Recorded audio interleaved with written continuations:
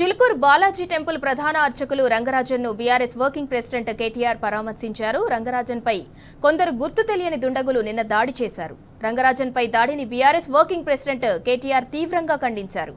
రాష్ట్రంలో శాంతి భద్రతలు క్షీణించాయని, ఇది అత్యంత దుర్మార్గమైన నీచమైన చర్య అంటూ మండిపడ్డారు. ఇది ఎవరు చేసినా, ఏ ఎజెండాతో చేసినా ఉపేక్షించకూడదన్నారు.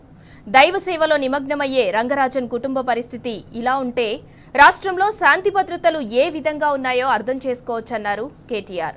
రంగరాజన్పై దాడికి పాల్పడిన వారిని కఠినంగా శిక్షించాలని కేటీఆర్ డిమాండ్ చేశారు.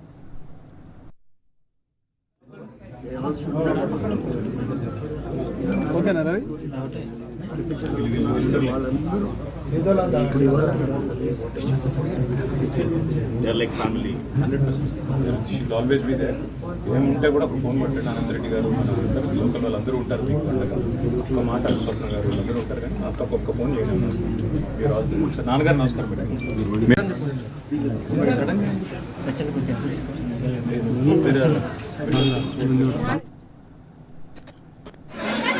బాలాజీ దేవాలయంలో పెద్దలు చాలా కాలంగా సౌందరరాజన్ గారు, వారి తర్వాత ప్రధాన అర్చకులుగా అదే రంగరాజన్ గారు ఇక్కడ ఏదైతే సేవలు అందిస్తున్నారో వారిని వాళ్ళ అగౌరవపరచడమే కాకుండా ఈరోజు రాష్ట్రంలో అధోగతి పాలైన శాంతి భద్రతల సాక్షిగా వారి మీద దాడికి దిగడం ఏదైతే ఉందో నిజంగా కూడా అత్యంత దుర్మార్గమైన, అత్యంత నీచమైన కార్యక్రమం. ఇది ఎవరు చేసినా, ఏ పేరిట చేసినా, ఏ ఎజెండాతో చేసినా శాంతి భద్రతల విషయంలో మాత్రం ఉక్కుపాదంతో వ్యవహరించాల్సిన బాధ్యత రాష్ట్ర ప్రభుత్వం మీదనే ఉంటుంది. ఇవాళ భగవంతుడి సేవలో నిమగ్నమయ్యే పెద్దలు రంగరాజన్ గారు, సౌందరరాజన్ గారి కుటుంబం పరిస్థితి ఈ విధంగా ఉంది అంటే మరి ఈ రాష్ట్రంలో శాంతి భద్రతలు ఎంత అధ్వానంగా ఉన్నాయో దీన్ని బట్టి చెప్పవచ్చు. ఖచ్చితంగా ఈ దాడికి పాల్పడ్డ వాళ్ళు ఏ ముసుగులో ఉన్నా, ఏ జెండా పట్టుకున్నా వారిని కఠినాతి కఠినంగా చట్టపరంగా శిక్షించాలని చెప్పి రాష్ట్ర ప్రభుత్వాన్ని డిమాండ్ చేస్తూ భవిష్యత్తులో కూడా ఇలాంటి సంఘటనలు పునరావృతం కాకుండా కఠినంగా చర్యలు తీసుకోవాలి, కఠినంగా సమీక్షించి పూర్తి స్థాయి భద్రత కూడా అవసరమైతే వారికి ఏర్పాటు చేయాలి. ఎందుకంటే చిలుకూరు బాలాజీ ఆలయం ఇవాళ లక్షలాది మంది అభిమానులు వారికి ప్రపంచవ్యాప్తంగా ఉన్నారు.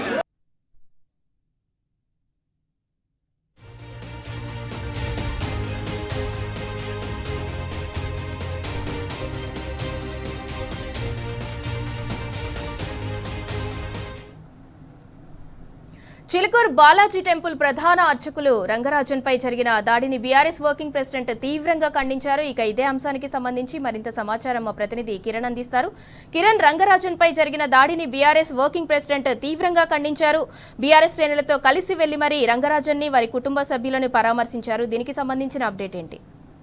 ఇందులో నిన్న ఏదైతే చిలుకూరు బాలాజీ ప్రధాన అర్చకుడు రంగరాజన్ పై దాదాపు కొంతమంది దాడి చేశారు. అయితే ఈ దాడి నేపథ్యంలో ఈ రోజు బీఆర్ఎస్ వర్కింగ్ ప్రెసిడెంట్ కూడా ఏదైతే రైతు దీక్షకు కొడంగల్ నియోజకవర్గంలో వెళ్తున్నటువంటి నేపథ్యంలో కాసేపటి క్రితమే ఆ రంగరాజన్ వాళ్ళ కుటుంబ సభ్యుల్ని కూడా పరామర్శించారు. రాష్ట్రంలో దాదాపు శాంతి భద్రతలు కూడా పూర్తిగా విఘాతం కలుగుతుంది. ఎక్కడికక్కడ దాడులు, ప్రతి దాడులు జరుగుతున్నటువంటి నేపథ్యంలో రాష్ట్ర ప్రభుత్వం కూడా శాంతి భద్రతలను కేవలం కాపాడలేకపోతుందంటూ కూడా తాను ఈ దాడిని తీవ్రంగా ఖండించారు.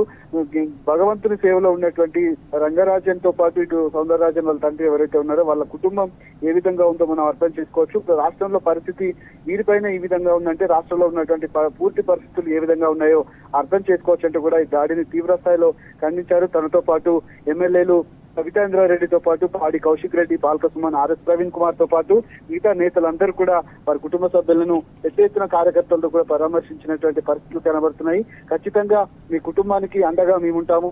ఒకవైపు ఇటు రాజ్యాంగం పట్టుకొని రాహుల్ గాంధీ దేశ పర్యటన చేస్తా ఉన్నారు, రాజ్యాంగాన్ని కాపాడుతామంటూ చెప్తా ఉన్నట్టు నేపథ్యంలో దైవ సేవలో ఉన్నటువంటి ప్రధాన అర్చకులను కూడా వదలట్లేదు కాంగ్రెస్ పార్టీ. కన్నటువంటి ప్రభుత్వం తీరును కూడా తాను తీవ్ర స్థాయిలో ఎండగట్టినటువంటి పరిస్థితులు కనబడతా ఉన్నాయి. ఉన్నాయి.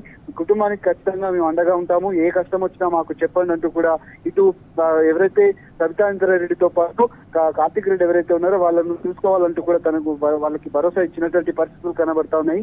ముఖ్యంగా నిన్న జరిగినటువంటి దాడి నేపథ్యంలో తాను కూడా కొంత భయంగానే కనిపిస్తున్నటువంటి పరిస్థితి అయితే మనకు కనిపించింది. తనకు వాళ్ళ కుటుంబానికి కూడా కొంత ధైర్యం చెప్పేటువంటి ప్రయత్నం అయితే కేటీఆర్ చేశారు. అక్కడ నుంచి మీడియాతో కూడా మాట్లాడినటువంటి కేర ఖచ్చితంగా రాష్ట్ర ప్రభుత్వం ఈ దాడికి ఎవరు పూనుకున్నప్పుడు శిక్షలు ఎవరైతే దుండగులు ఉన్నా వాళ్ళందరినీ కూడా పూర్తి స్థాయిలో శిక్షించాలి, ఖచ్చితంగా చట్టపరమైనటువంటి చర్యలు కూడా తీసుకోవాలంటూ కూడా తాను మీడియా ముఖంగా చెప్పి అక్కడి నుంచి నేరుగా మరి రైతు దీక్షకు మళ్ళీ బయలుదేరినటువంటి పరిస్థితులు అయితే మనకు కనబడతా ఉన్నాయి. Right, thank you Kiran.